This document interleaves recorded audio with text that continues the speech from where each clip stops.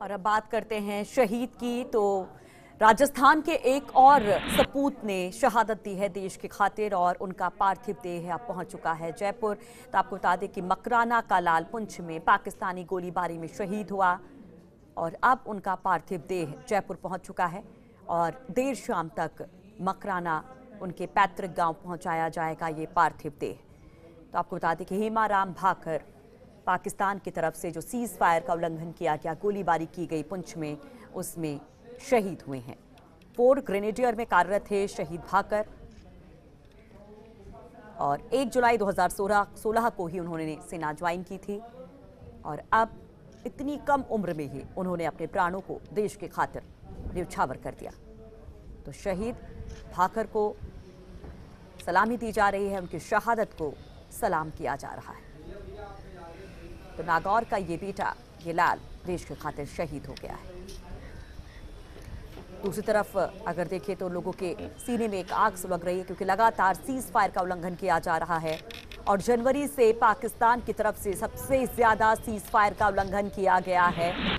और आपको बता दें कि जनवरी से अब तक 110 से ज्यादा बार पाकिस्तान की तरफ से इस तरह की गुस्ताखी की गई है। रोजाना ही गोलाबारी की खबरें आती हैं, गोलीबारी की खबरें आती हैं और मुंहतोड़ जवाब दिया जाता है जिसमें हम अपने जवानों को भी खो रहे हैं, वो शहीद हो रहे हैं। और आज जयपुर जब भाकर का पार्थिव देह पहुंचा है तो उनको सलामी देने के लिए मंत्री प्रताप सिंह खाचरियावास भी पहुंचे हैं।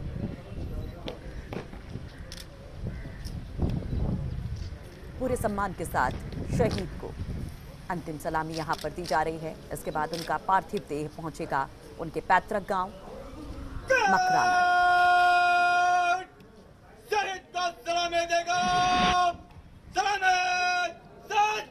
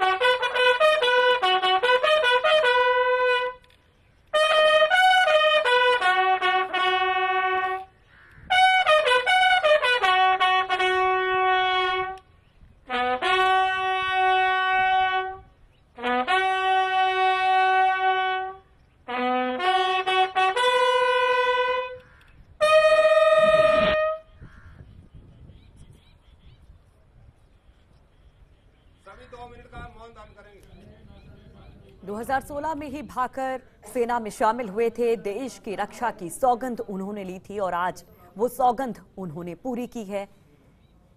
जो फर्ज था वो निभाया है, लेकिन एक बड़ा कर्ज है हम सब पर कि इनके परिजनों को वो सहायता दी जा सके, वो उनका सम्मान दिलाया जा सके जो वाकई में उसके हकदार हैं। और इन सब के बीच में प्रतिशोध की आग भी भड़क रही है कि प्रतिशोध लिया जाए उस पाकिस्तान से, क्योंकि एक तरफ वो शांति की अपील कहता है, शांति की बात कहता है, यहां तक कि वहां के वजीर आजम जो है इमरान खान, वहां के प्रधानमंत्री, उनको शांति पुरस्कार दिलाने की बात कही जाती है जब वो अभिनंदन को वापस भारत भेजते हैं। लेकिन दूसरी तरफ किस तरह की नापाक हरकतें जारी रहती हैं, सीज फायर का उल्लंघन लगातार जारी रहता है।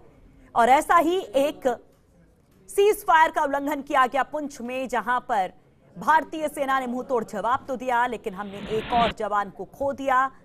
राजस्थान का लाल इसमें शहीद हो गया और अब भाकर का पार्थिव देह पहुंचा है जयपुर तो उनको सलामी दी जा रही है। उसके बाद उनके पार्थिव देह को उनके पैतृक गांव ले जाया जाएगा।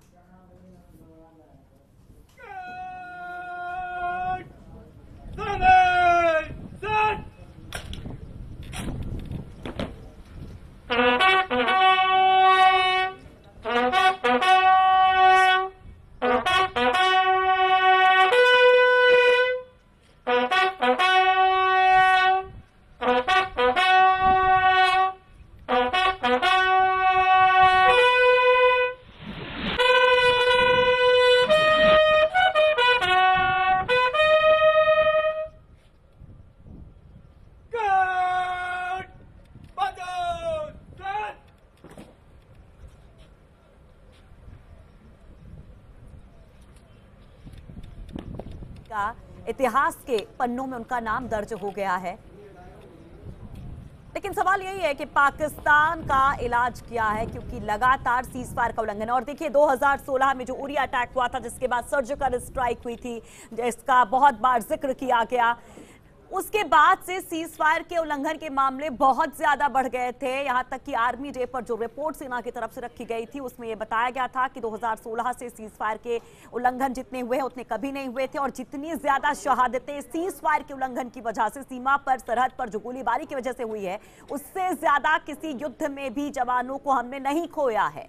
सवाल यह है कि सीज फायर का उल्लंघन कैसे रुकेगा। और अभी की स्थितियों को देखें तो जनवरी में इस साल अब तक 110 से ज्यादा बार सीज फायर का उल्लंघन हो चुका है। अब तक हम अपने कई जवानों को खो चुके हैं और हर दूसरे या तीसरे दिन इस तरह की खबरें आती रहती हैं। दूसरी तरफ एक दूसरा हथकंडा पाकिस्तान अपनाता है।